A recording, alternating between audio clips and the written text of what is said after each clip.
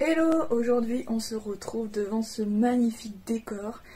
Sais-tu pourquoi? Parce que aujourd'hui on va retrouver nos amis les baleines et leur principale nourriture qui sont les planctons. Est-ce que tu as déjà entendu parler des planctons? Si tu regardes Bob l'éponge, tu dois savoir automatiquement ce que c'est. Si tu regardes pas, je suis désolée pour toi, tu manques quelque chose. En tout cas, les planctons sont la nourriture des baleines, la nourriture principale des baleines. C'est des choses vraiment minuscules qu'à l'œil nu on peut même pas voir, limite tellement c'est vraiment tout petit. Donc je t'invite à découvrir ceci aujourd'hui. Le plancton est partout, par milliards de milliards dans les océans, les lacs et les rivières.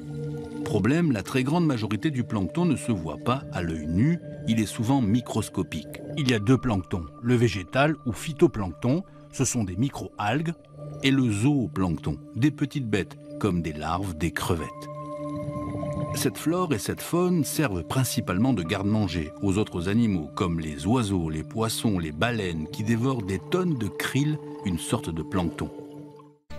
Voilà, maintenant tu sais un petit peu mieux ce que c'est que le plancton. Et avant de revenir à mon histoire de plancton pour t'expliquer pourquoi je te parlais de ça, laisse-moi te remémorer ou te faire découvrir une partie de l'histoire du prophète Élie. On a déjà eu l'occasion de parler plusieurs fois de ce prophète, mais pour recadrer un petit peu les choses si tu as oublié ou si tu n'étais tout simplement pas là. Donc Élie était un grand prophète de Dieu en Israël. À son époque, il y avait un roi qui s'appelait Akab et sa femme qui était la reine Jézabel. La reine était très en colère contre Élie. Pourquoi? Parce que Élie avait essayé d'avertir le roi qu'une famine allait durer 3 ans et demi à cause d'une grande sécheresse. Mais le roi et surtout la reine n'ont pas voulu l'écouter et donc la reine est devenue très en colère contre lui et a tout fait pour essayer de le tuer. Et donc Dieu a aidé Élie à s'enfuir près d'un torrent. Dans cette fuite, chaque jour, Dieu a pris soin de Élie. Il lui a fourni tout ce dont il avait besoin en nourriture et en eau. Il faisait même venir des corbeaux pour cela, pour lui fournir la nourriture nécessaire. Cette nourriture arrivait même souvent avant même qu'il en ressente vraiment le besoin, tout simplement parce que Dieu avait déjà tout préparé d'avance et parce que Élie a choisi de placer sa foi en Dieu. Élie a donc vraiment obéi constamment à ce que Dieu lui disait de faire. Va ici, fais ceci, dis cela. Il écoutait vraiment Dieu et avait pleinement confiance en lui. C'est-à-dire donc qu'il avait vraiment la foi. Et un jour, tu peux retrouver ça dans ta Bible, dans 1 Roi chapitre 17, un jour Dieu dit à Élie, va tout de suite à Zéraphat de Sidon et reste-y.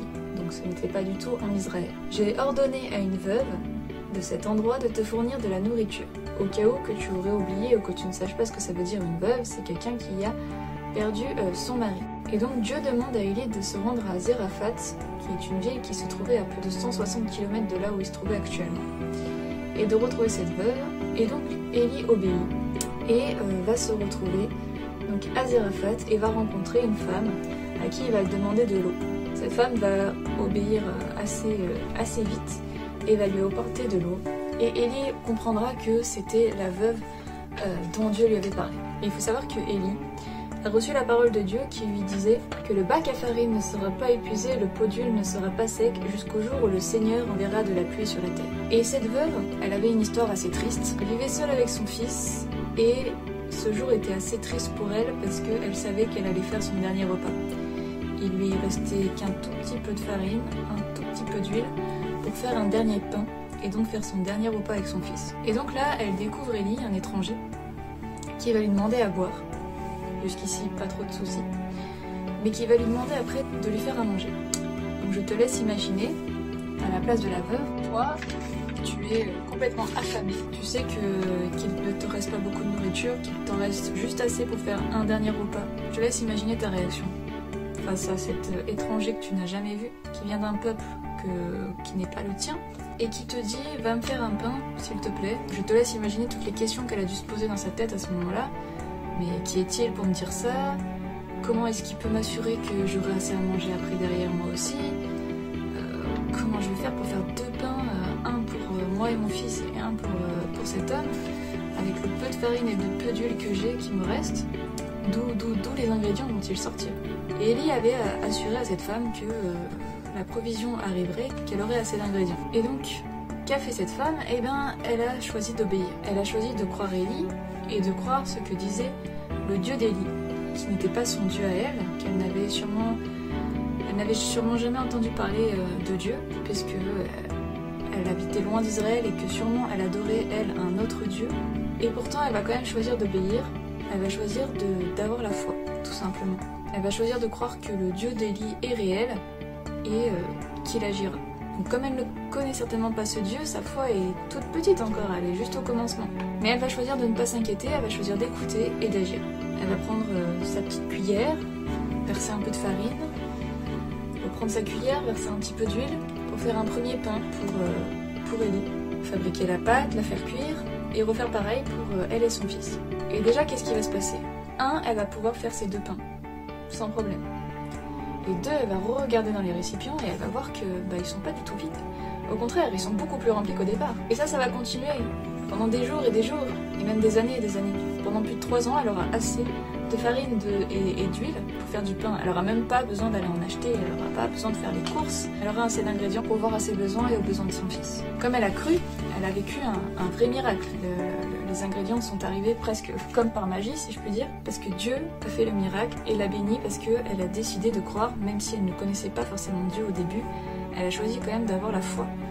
Et elle a été bénie pour cela et elle a choisi de ne pas s'inquiéter. Peut-être sûrement que sur le moment, elle s'est quand même posé un peu des questions, comme je te disais, mais elle a quand même choisi d'y aller, malgré les questions qui lui survenaient. Elle a choisi de lutter contre l'inquiétude et d'avoir la foi. Et c'est aussi ce que Jésus nous dit dans cette petite vidéo qui va suivre. Je te laisse la regarder, on en reparle dans 30 secondes. Une série sur la gratitude, ne t'inquiète pas. Voici Jésus,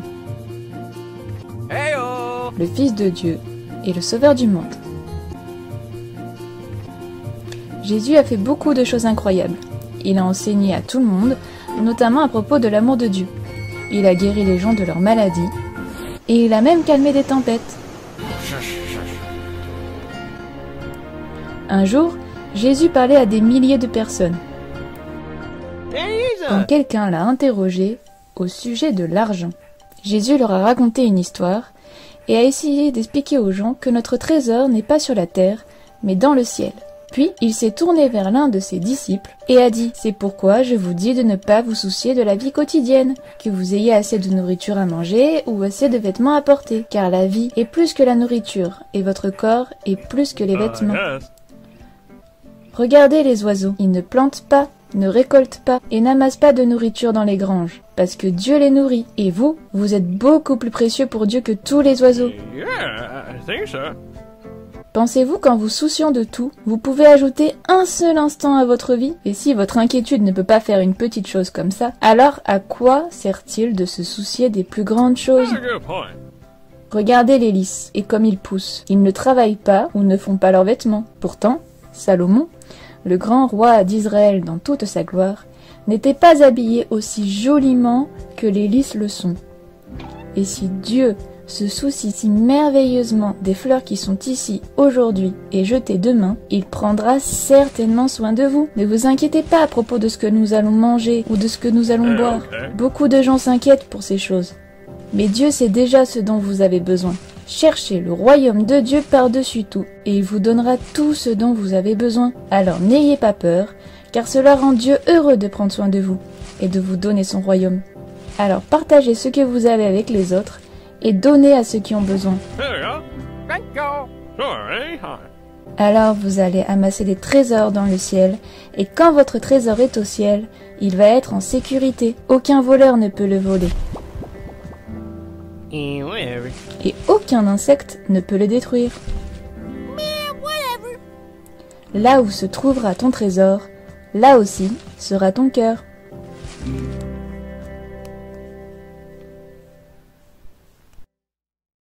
Voilà, et donc Jésus, qu'est-ce qu'il nous dit? Il connaît l'homme, Jésus, hein. Il sait que l'homme a tendance à facilement s'inquiéter. Il dit même que c'est pas en se souciant tout le temps de ce qui va arriver qu'on va rajouter ne serait-ce qu'une seule minute à notre vie. Il insiste sur le fait que ça sert à rien de s'inquiéter, c'est plus une perte de temps qu'autre chose. Et il insiste aussi sur quelque chose d'important, c'est qu'il dit que non seulement ça ne sert à rien de s'inquiéter, mais en plus qu'il faut regarder un petit peu ailleurs. Il faut regarder à des choses plus élevées, dit-il, à des choses du royaume de Dieu en fait. Il prend l'exemple des fleurs et des oiseaux qui ne prennent pas le temps eux de s'inquiéter pour savoir s'ils auront assez à manger. Ils vont chercher à manger. Ils mangent et puis ils continuent leur vie. Ils n'ont pas besoin de s'inquiéter. Dieu pourvoit pour toute sa création. Il donne à manger aux oiseaux, il donne ce que les fleurs ont besoin pour pousser. Et donc Jésus insiste sur le fait que s'il donne tout ça aux oiseaux ou aux fleurs, et ben il donnera d'autant plus aux hommes qu'il aime d'un amour encore plus grand que les oiseaux ou les fleurs. Il dit précisément dans Luc 12, 28 « L'herbe est aujourd'hui dans les champs, et pourtant Dieu l'habille de vêtements magnifiques. Toi qui n'as pas beaucoup de foi, tu peux être sûr d'une chose, Dieu en fera au moins autant pour toi. » Même si ta foi n'est pas très grande, ou qu'en tout cas tu estimes qu'elle n'est pas très grande. Et c'est pour ça qu'en début de vidéo, je t'ai aussi parlé des baleines et du plancton. Le plancton, il y en a énormément dans les océans, dans les mers. Et les baleines, pareil, elles s'inquiètent pas pour se dire oh, est-ce qu'aujourd'hui j'aurai assez de plancton? Non, elles nagent, elles cherchent un peu, elles les voient, elles les mangent, et voilà. Elles ne s'inquiètent pas plus que ça. Après tu me dis, ok Laura, c'est bien joli tout ce que tu me dis, mais concrètement, moi je fais comment? Parce que je stresse quand même un petit peu des fois. Et ma réponse, elle va être toute simple. Comme la veuve, qui devait forcément un petit peu dans son cœur s'inquiéter quand même, surtout qu'elle avait un fils, elle a quand même choisi de ne pas écouter cette inquiétude et d'agir et d'avoir la foi. Elle a choisi de placer sa confiance en Dieu. Alors toi aussi, tout ce qui te reste à faire, c'est de placer ta confiance en Dieu. C'est vraiment de lui remettre tous tes soucis, tous tes sujets d'inquiétude au pied de Jésus. Si tu regardes constamment à Jésus, si tu penses à lui, si tu crois sincèrement qu'il va pouvoir gérer tous tes soucis, toi tu vas pouvoir profiter de chaque instant de ta vie sans perdre du temps à t'inquiéter constamment. Parce que lui, il gérera tous tes sujets d'inquiétude et ce sera même plus des sujets d'inquiétude du coup. Donc pour finir, je te propose une chose, c'est de prendre un petit peu de temps pour prier et demander premièrement à Jésus de t'aider à ne plus t'inquiéter et à apprendre à lui laisser tes sujets d'inquiétude pour qu'il puisse lui-même les gérer. À prier pour que du coup tu aies plus de foi en lui, plus confiance en lui. Peut-être prier aussi pour tes parents, tes frères et sœurs, ton entourage, qu'ils apprennent à avoir plus confiance en lui et être beaucoup moins inquiets, beaucoup moins stressés. Et peut-être même pour des personnes qui tu sais que pour le moment ils n'ont pas Jésus dans leur vie et du coup ils se laissent inquiéter. Peut-être prier pour qu'ils puissent connaître Jésus et du coup être beaucoup moins inquiets. Si tu veux bien aussi, tu peux rester sur cette vidéo 30 secondes. Il va y avoir un deuxième dessin animé qui va se lancer. Un dessin animé qui résume tout simplement ce que je t'ai un peu expliqué avec Élie et la veuve pour que tu gardes bien cette histoire dans ta tête et que tu puisses la voir sous forme d'image, toujours avec ma voix, et que tu puisses t'en souvenir.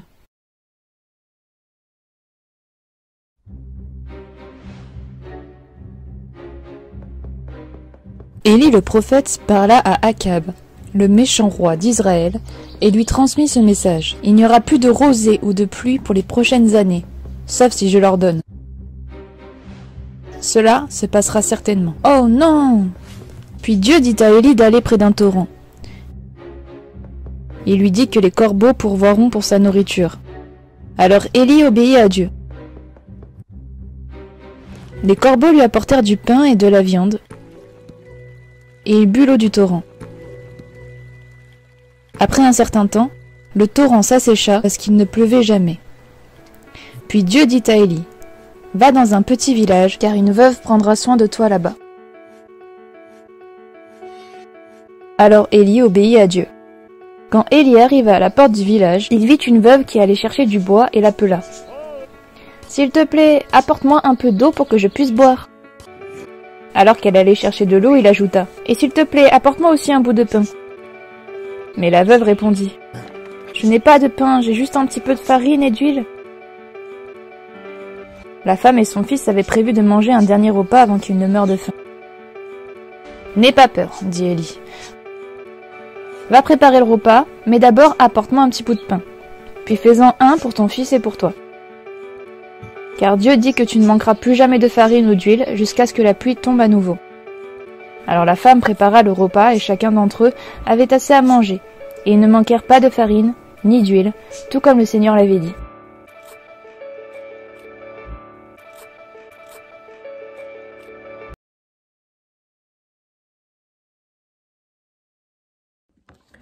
Hello les amis, j'espère que ça va bien. Alors, étant donné que ça fait longtemps qu'on ne s'est pas vu, je vais vous faire un petit chant en vidéo. Et ce chant, il va être, je pense qu'il va être en accord avec le thème de cette leçon, en fait, qui parle du coup de Élie et du fait qu'on voit aussi que Dieu il répond aux prières, que c'est le Dieu qui pourvoit.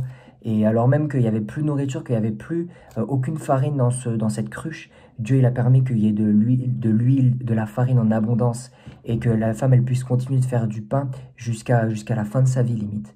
Et on voit qu'en fait c'est le Dieu de l'abondance, le Dieu qui répond à nos prières et qui nous connaît, qui écoute nos prières. Et ce chant que je vais vous interpréter, ça dit en fait tu es un père qui te connaît et à qui tu peux prier, tu peux lui demander des choses, tu peux lui parler.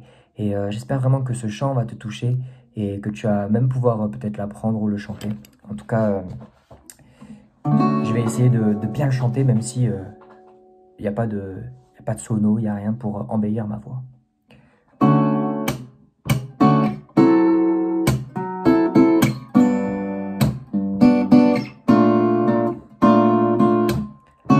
Avant que rien n'existe encore, il a pris le temps de t'imaginer. Ton caractère et chaque détail de ton corps. En te voyant, il s'est dit waouh, je me suis vraiment surpassé. Tu as un père là-haut dans le ciel, mais qui est bien plus réel que tout ce que tu vois. Tu vaux pour lui plus que la terre entière. Oh oui, sois sûr qu'il écoute tes prières. Oh, oh, oh, oh, oh, oh, oh, oh, oh, oh, ouais, ouais. 24 heures sur 24 et 7 jours sur 7. Là où tu squattes, n'importe où sur la planète, c'est un forfait gratuit et illimité. Plus tu lui parles et plus ta vie va changer. Tu as un père là-haut dans le ciel, mais qui est bien plus réel que tout ce que tu vois. Tu vaux pour lui plus que la terre entière. Oh oui, sois sûr qu'il écoute tes prières. Oh, oh, oh, oh, oh, oh, oh, oh, oh, oh, oh, ouais, ouais. Il voit dans ton cœur comme dans un miroir. Il sait tes tristesses et tes jours noirs. Tu peux lui parler comme à un ami, lui demander une chose ou lui dire merci. Tu as un père là-haut dans le ciel, mais qui est bien plus réel que tout ce que tu vois. Tu vaux pour lui plus que la terre entière. Oh oui, sois sûr qu'il écoute tes prières.